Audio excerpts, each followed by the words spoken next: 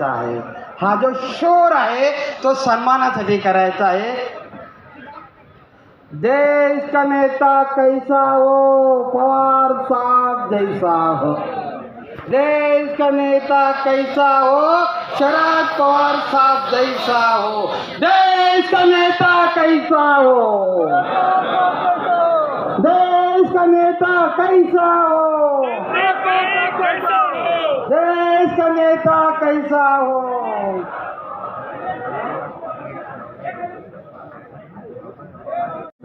सन्मान होत आहे महाराष्ट्राच्या भूषणाचा। आपल्या सर्वांचेच लाडके आदरणीय जयवंत पाटील साहेब, जयंत पाटील साहेबांचं स्वागत होत आहे। जयंत पाटील साहेब आपल्या इथे टाळ्यांच्या गजराने ते स्वागत करतात।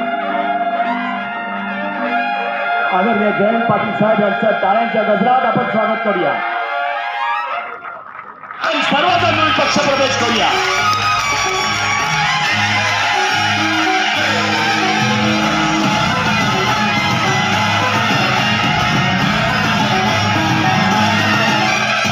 राष्ट्रवादी काँग्रेस पक्ष शरदचंद्र पवार, राष्ट्रवादी काँग्रेस शरदचंद्र पवारचा विजय असो। राष्ट्रवादी काँग्रेस पवार शरदचंद्र पवार गटाचा विजय असो। आदरणीय शरदचंद्र पवार साहेब आगे बढ़ो, शरदचंद्र पवार साहेब आगे बढ़ो। आदरणीय संदीपजी नाईक साहेब आगे बढ़ो। सर्वांना माझी विनंती, आपण सगळ्यांनी बसून घ्यायचं आहे। यानंतर पुन्हा एकदा आदरणीय जयंत पाटील साहेब यांच्या साक्षीने आपल्या माजी नगरसेवक, माजी महापौर, माजी सभापती, सर्व पदाधिकारी यांचा देखील आता इथे पक्षप्रवेश होतोय। सर्वात प्रथम नवी मुंबई महानगरपालिकेचे माजी महापौर JD सुतार साहेब हे पक्षप्रवेश करतात। टाळ्यांचा गजर इथे झाला पाहिजे। यानंतर सभागृह नेते रवींद्र हिताबे साहेब, यानंतर विरोधी पक्षनेता दशरथजी भगत साहेब, स्थायी समिती माजी सभापती नेत्रा शिर्के मॅडम, आदरणीय स्थायी समिती माजी सभापती, कृपया पहिल्या लाईन आपण सर्वांनी यायचं जरा प्लीज। शुभांगीताई पाटील साहेब मॅडम आपण पण पुढे यायचं आहे। डॉक्टर जयाजीनाथ, आज जो संकल्प केला आणि ज्या संकल्पाच्या माध्यमातून कोणी एका पक्षानं नाही, जयंत पाटील साहेब हे जे सगळे उपस्थित आहेत हे नवी मुंबईचे नागरिक आहेत, हे विविध पक्षाचे आहेत, हे विविध भाषिक आहेत, विविध प्रांतिक आहेत, महाराष्ट्रातल्या प्रत्येक जिल्ह्यातील तालुक्यातील घटक आहेत। आपण सर्वांनी या निर्धार मेळाव्याचं आयोजन आपण स्वतःहून केलं आणि ह्या निर्धार मेळाव्याचं रूपांतर जयंत पाटील साहेब आल्यानंतर पक्षप्रवेशामध्ये झालं।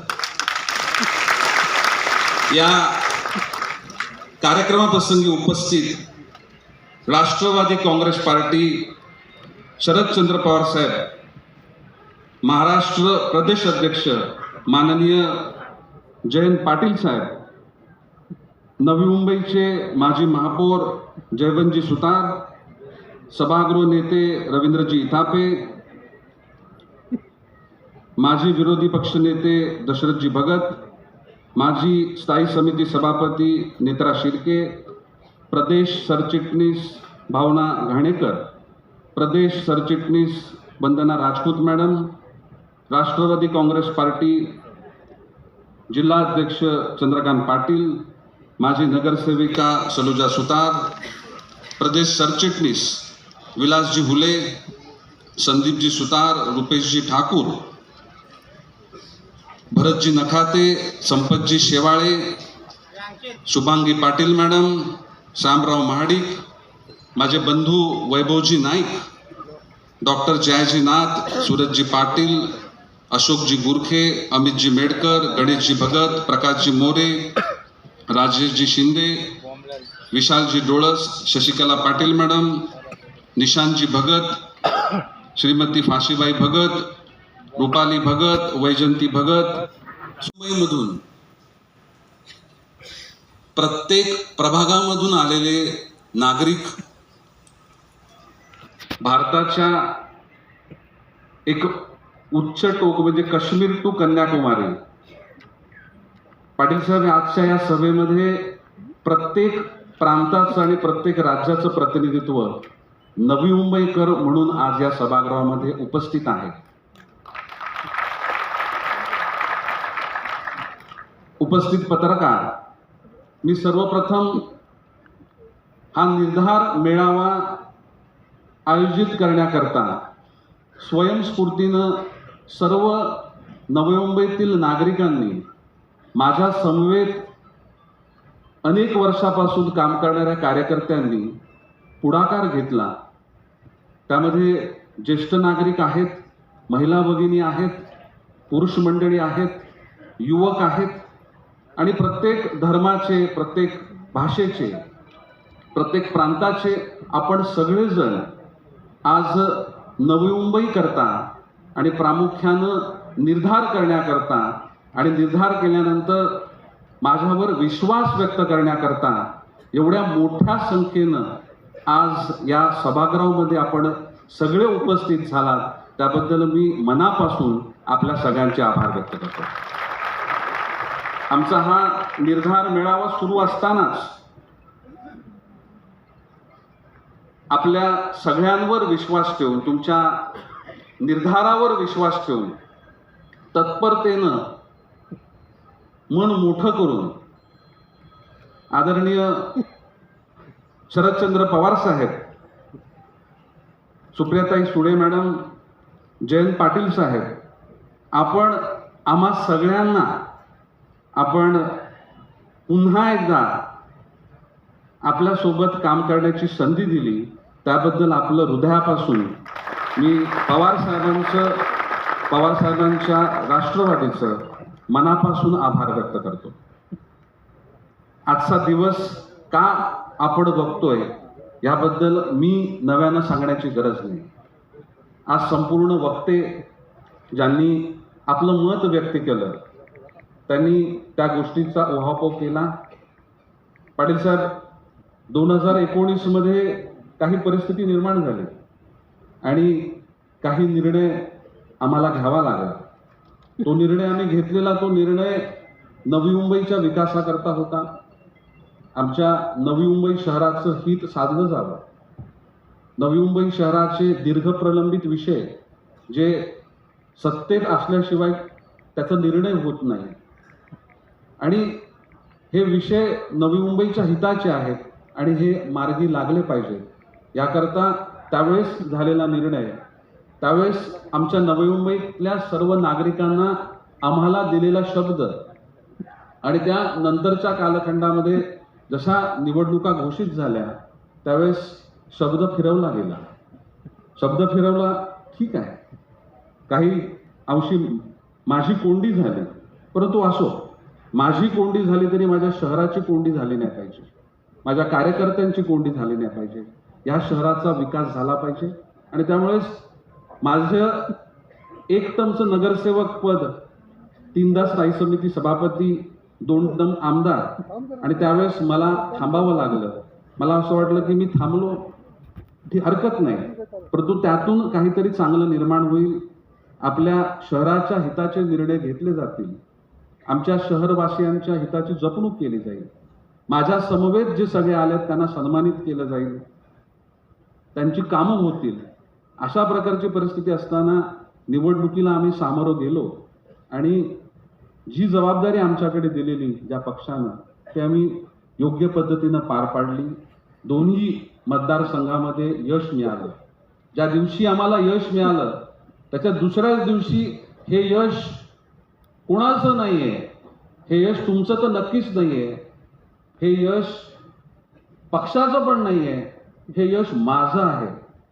आणि ज्या कार्यकर्त्यांनी त्यावेळेस कामं केलेली, आमच्या चेहऱ्याकडे बघून कामं केलेली, त्या दिवशी त्यांचा हिरमोड झाला की आपण त्या काय धारणेनं आपण प्रवेश केला, आपण त्याग केला आणि आपण कामं केली आणि त्याच्यानंतर जर जे सत्य आहे ते कुठेतरी बाजूला ठेवून आम्हाला ज्या पद्धतीनं अपमानित केलं जात आहे, हा अपमान माझ्या सर्व कार्यकर्त्यांनी त्यावेळेस सहन केला. त्यानंतर काय घडलं हे सगळ्यांना आपल्याला माहिती आहे. नंतरच्या कालखंडामध्ये करोनाचा कहर 2019ला संपूर्ण जगानं बघितला, देशानं बघितला, महाराष्ट्रानं बघितला, आपल्या शहराने देखील बघितला. पाटील साहेब आपल्याला सांगतो की इतर पक्षातल्या प्रत्येक घटकानं कामं केली, परंतु प्रामुख्यानं नवी मुंबई शहराचा जर आपण विचार केला तर कोविडच्या कालखंडामध्ये ह्या डायसवर बसलेल्या लोकांनी जे काम केलं ते कर्तव्य म्हणून केलं. आपल्या जीवाची देखील पर्वा नाही केली. याच्यामधले अनेक नगरसेवक, महिला नगरसेविका एकदा नाही दोनदा त्यांना कोविड झालेलं आहे, परंतु जनसेवेचं रथ कोणी पाठीमागे ठेवलं नाही. ते कामं करत बसले आणि त्यांनी आपल्या कर्तव्याची जी जाण आहे, कर्तव्याची पूर्तता त्या कालखंडात योग्य पद्धतीनं केली. तो कालखंड निघून गेला. पुढचा संदीपबाईंनी आपल्या सर्वांना सांगितलं त्यांचे तिकडे गेल्यावरचे अनुभव. हे आपली अनुभव नाही आहे. जेवढे म्हणून तिकडे गेले त्या सगळ्यांना या अनुभवांचा सामना करावा लागतो. ही कहाणी नवी मुंबईमध्ये सुरू होते, ही महाराष्ट्रातल्या अनेक जिल्ह्यांमध्ये जाते. काही महिन्यांपूर्वी लोकसभेच्या निवडणुकीच्या आधी माढ्याचा निर्णय करताना विजयसिंह मोहिते पाटील यांची देखील अशाच प्रसंगाला तोंड देण्याची पाळी त्यांच्यावर आली. मी अशी अनेक उदाहरणं देऊ शकतो की ज्या ठिकाणी दिलेल्या आश्वासनापेक्षा वेगळी कृती झाली आणि अतिशय खंदे कार्यकर्ते, खंदे नेते यांना दुर्लक्षित करण्याचं काम तिकडच्या बाजूला झालं. आणि त्यामुळं स्वाभिमानी कार्यकर्ता, ज्याला स्वतःचं स्थान माहिती आहे, तो कार्यकर्ता तिकडं राहणं जरा अवघड आहे. आणि त्यामुळं आज असंख्य कार्यकर्ते सतत संपर्कात आहेत, अनेक नेते संपर्कात आहेत. महाराष्ट्रातले अनेक कार्यकर्ते जे पलीकडं अस्वस्थ आहेत ते इकडं येण्यासाठी उत्सुक आहेत.